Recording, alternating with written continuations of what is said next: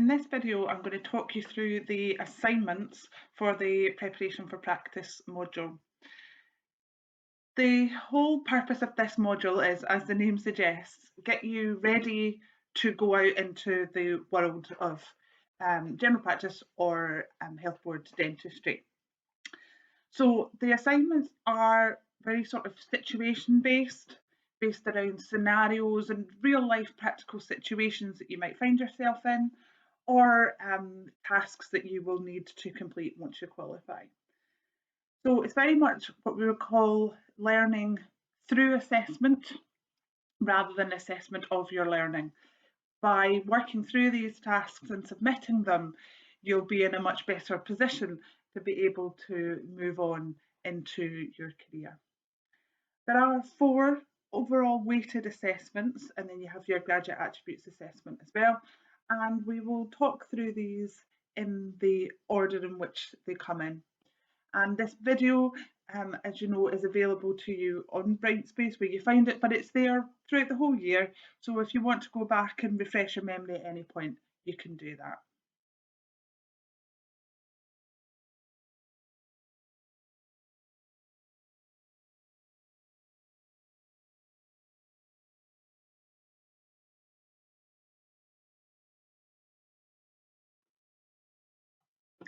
Assessment 1 then.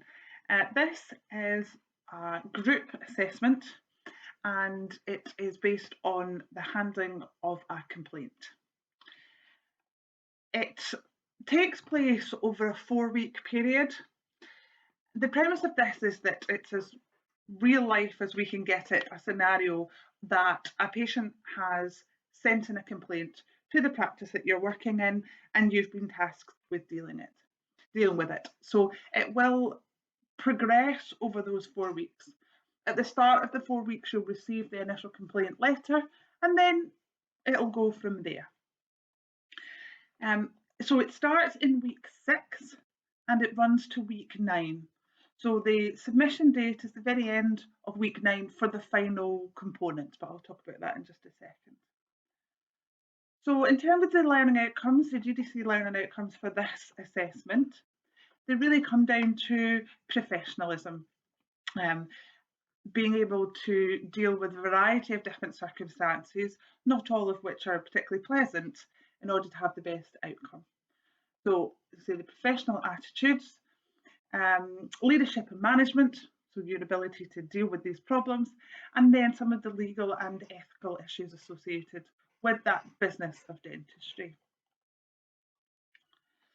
So the scenario is that you are a therapist working in your own dental practice and there's been a complaint, and that complaint does relate to behaviour on social media. So you and your complaints handling team are going to deal with that complaint.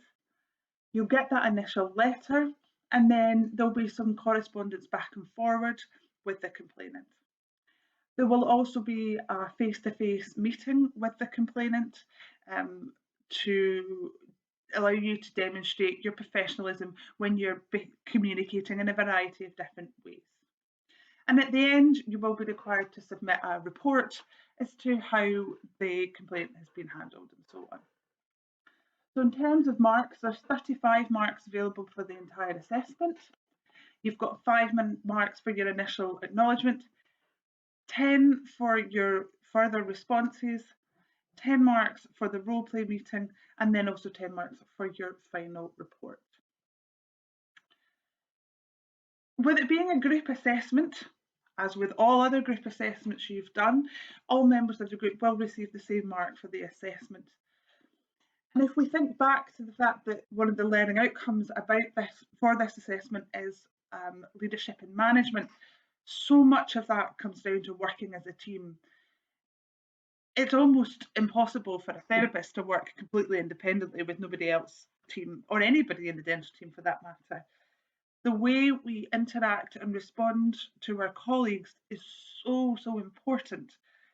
So the component of group work in this is really key, and we do need to show that you're working well as a team, that you've assessed different people's strengths and weaknesses in the group, and that it's come together to form a coherent task.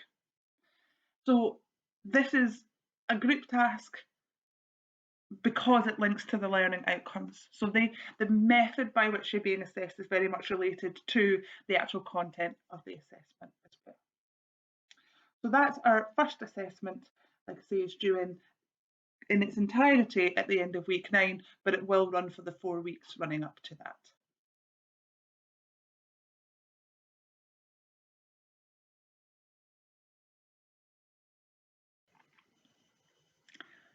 Assessment 2 is the submission of a portfolio. Now, you started a portfolio in Dental Public Health and you added a number of tasks or assignments to that, and this is a continuation of that. So this is the opportunity for you to be involved with a number of different processes that you're going to need to do when you qualify anyway. So this is a really good opportunity for you to work through them at this stage. The other thing about this assignment is once you finish building your portfolio, that's really great information to be able to show a potential future employer, or perhaps if you're considering postgraduate education. This type of documentation shows proactivity and an ability to not just talk about things, but actually go on and do it. So your learning outcomes for this relate to evidence-based dentistry, lifelong learning, so this continuous professional development and goal setting, understanding how best to work again in your team, but you as an individual, your capabilities, your limitations, that kind of thing. Personal development planning, it's a key component of what the GDC require from us, and also think about clinical governance. So there's 3 tasks in your portfolio. The first one, which is the bigger of the 3 tasks, hence why it's worth 50% of this assignment, is for you to produce your personal development plan. So personal development plans are a requirement of the GDC. We require to have one to plan and evidence the continuous professional development that we do. So you're going to need one anyway, so might as well do it now and get the credit for it associated with the assessment. So we want you to put together your personal development plan for your first 5 years as a GDC registered therapist. We are making the assumption for this assessment that you'll be staying in the UK and registered with the GDC for 5 years. If you have personal plans that are different to that, that's fine, but for this assessment, we need you to stick with that. So you need to identify your learning needs and explain why. Think about how you're going to meet these specifically, so researching what's available and evidence in that research, and also think about how much that's going to cost you, because that is a consideration.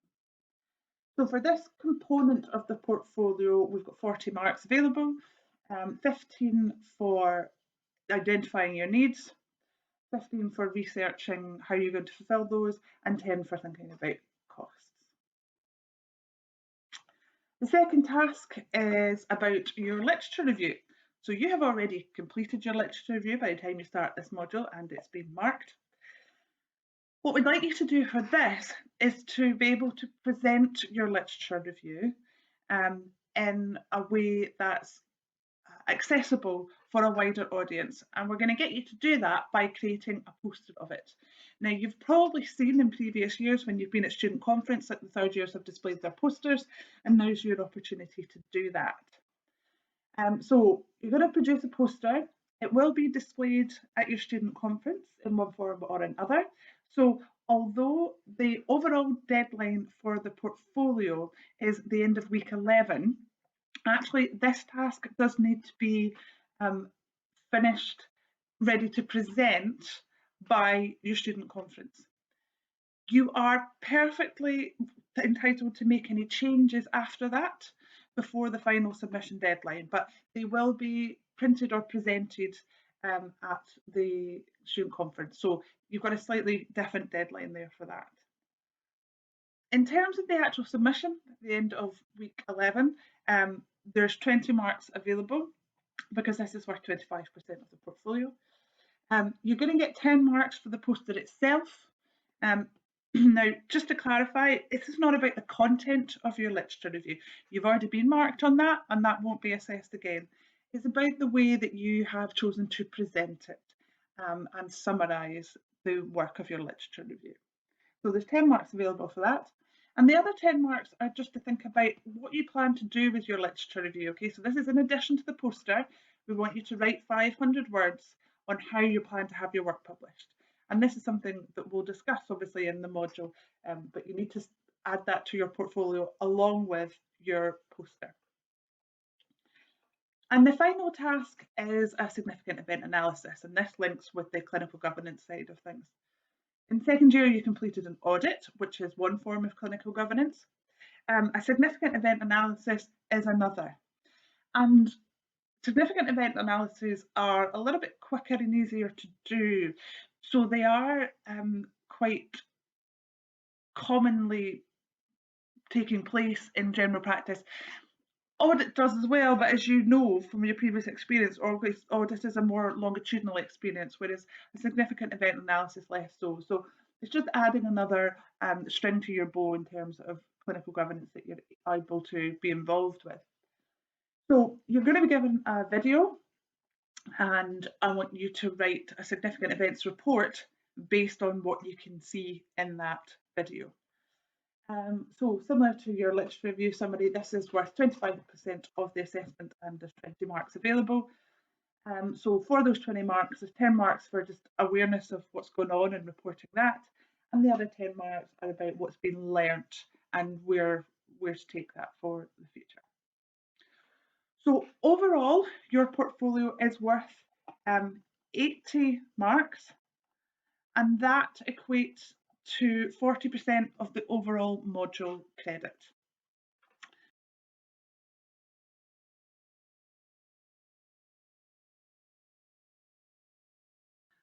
The third assessment for this module comes right at the end in week 15.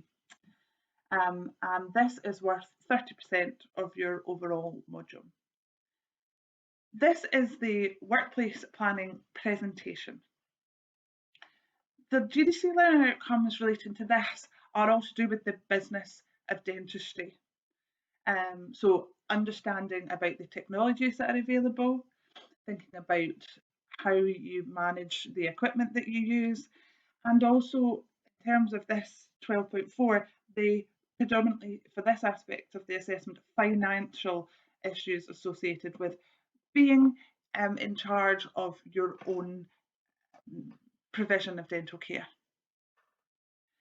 So again, this is a scenario based to try and keep it as practical as possible for you and therefore as useful as possible for the future.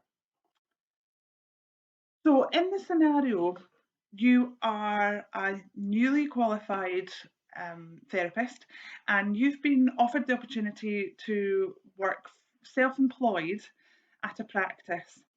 Now this practice have never had a therapist before, and what they want you to do is tell them why, how you can work for them, what you need in order to be able to work for them, and how much and by what method you feel you should be paid.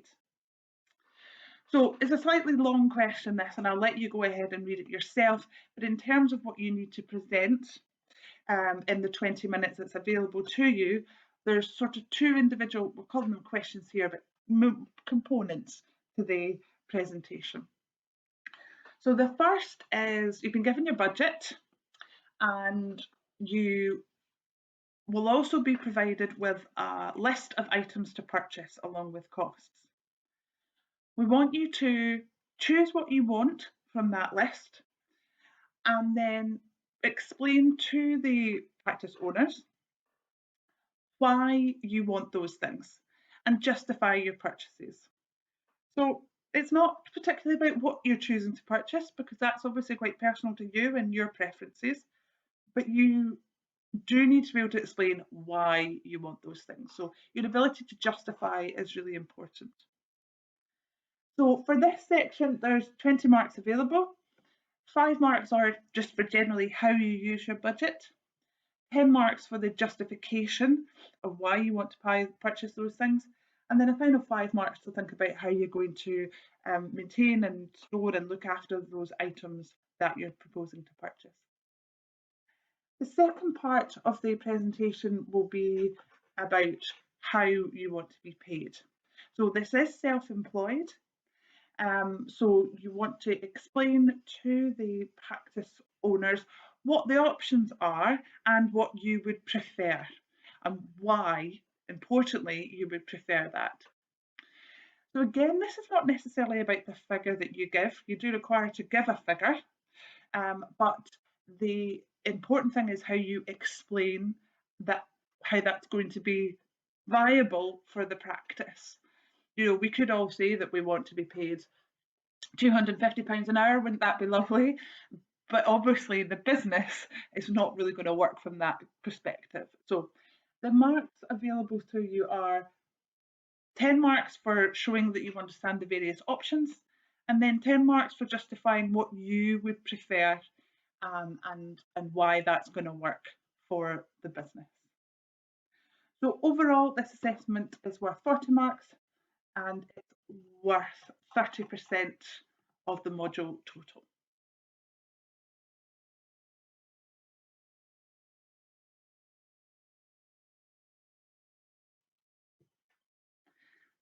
Assessment 4 for Prep for Practice is an OCP, which is a little bit unusual for a theory module. All the OCPs that you've done in the past are really related to your clinical practice modules. But in this circumstance, we're using an OCP for the theory module because it's about peer assessment. And being able to work with your colleagues, learn from them and help them learn is such an important part of our professional development throughout our career. It links really closely to the GDC learning outcomes, the first one being about being able to give and receive appropriate feedback, to be able to do that with other members of the team, and then to be able to utilise that feedback to improve ourselves. So to do this peer review OCP, you need to complete 2 episodes of peer review with a student colleague throughout year 3. It is your responsibility to get on and do these. Right now in this video, I'm telling you that you need to do this. We will not continually pester you for it. If you get to the end of the semester 2 and you have not done these, you won't pass this assessment and therefore you won't pass the module. Okay? You need to take responsibility. In just a few short months' time, there's not going to be people pestering you to do things like do your GDC CPD. You need to build that ability to monitor and progress your learning yourself, and this is the case with here as well. So your 2 episodes of peer review need to be with a colleague or student colleague at the same level as you. So that means either another 3rd year student or a dental student who's in their final year, because they're at the same sort of academic level. You cannot do this with students in 1st or 2nd year. Okay, that is a different thing. Peer review is about 2 people at the same level helping each other. Reviewing somebody who is at a lower stage in their learning is quite a different process. So you need to find 2 opportunities to sit with your student colleagues on clinic when they have a patient in the chair and review that appointment. You will effectively be the tutor for that appointment. Obviously, there will still be a tutor there. The tutor will be observing the whole process and overall in charge. But when you are doing your peer review, I'd like you to assume the role of the tutor. So when your student colleague is presenting their patient, they'll present to you. When they're ready to have a task agreed, they'll tell you what task they're proposing and you'll say yes or no or whatever is appropriate. And at the end of the appointment, you will check the patient to make sure the task is complete before they leave, and you're the one who will provide the feedback on their grade sheet and provide them with a grade. Like I said, there will obviously be a tutor there the entire time, and if you want to discuss anything with the tutor, feel free. But ultimately, you're sort of taking that role on for that appointment. And you're going to do this twice throughout the year. The process of peer review is really mutually beneficial for the person doing the review and the person being reviewed. So when it comes to completing the paperwork that we have here, the reflection that goes in here is your experience of peer review, what you've learned and what you think the other person has gained from it from you. This is not the opportunity to write about what the other student did in terms of their task or how they performed. That's going on their grade sheet. This is all about you and your experience. The tutor will then comment on how they feel you performed as a person doing a peer review and obviously sign you off with satisfactory completion. So you're going to do that twice, like I said, throughout the semester. This must be completed using our electronic system for OCPs. I don't want this printed off and anybody writing on it in a pen and scanning it. It's also not for you to keep in your own records, like on your own laptop or whatever. This should be done in exactly the same way as all our other OCPs are. So when it comes to you thinking, oh, I got a gap in my book, I can do a peer review OCP just now, you need to let the tutor know that you're going to do that, and they'll complete the paperwork with you using the system that we're using.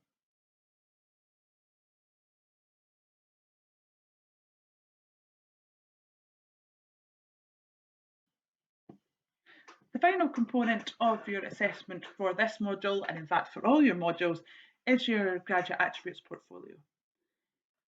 This module has been so relevant to your progression into the world of dentistry that you really should not find this challenging at all. We have spoken specifically about all the topics and how they're relevant to you moving forward. So your graduate attributes portfolio is not a one-off event, as you know. It's something that you should be adding to throughout the entire time as a student. And it is reviewed by your PAT at your PAT meetings. And they're going to sign off whether they're happy that you have reflected on all of your modules, and that you are also, certainly by third year, managing to find examples of things that you've done that fit into all 5 of these categories. All 5 of these categories are relevant for preparation to practice, so you shouldn't have any difficulties linking your personal experiences in the module to these categories. Please remember that we are looking for examples of specific learning events here. I don't want a generic statement like preparation for practice has made me more aware of equality and diversity because we talked about complaints. But we need more than that. This needs to be specific. On this day, I did this, which helped me learn that. And looking to the future, I will do. Okay, so this reflective process about specific events. By the time you get to the end of year 3, this should be a pretty full document, and it's definitely something that will be of benefit to you when you go out and speak to employers. You can create an external web page that is a copy of this portfolio, and if you're not sure how to do that, just ask and I'll show you. And that will stay as it is. Once you leave, that web page will be there for you to put in a link when you're emailing practices to say, hi, I'd love to work with you, or for applications to health board jobs or potentially postgraduate. So it's really, really relevant, and I want you to take the time to do this.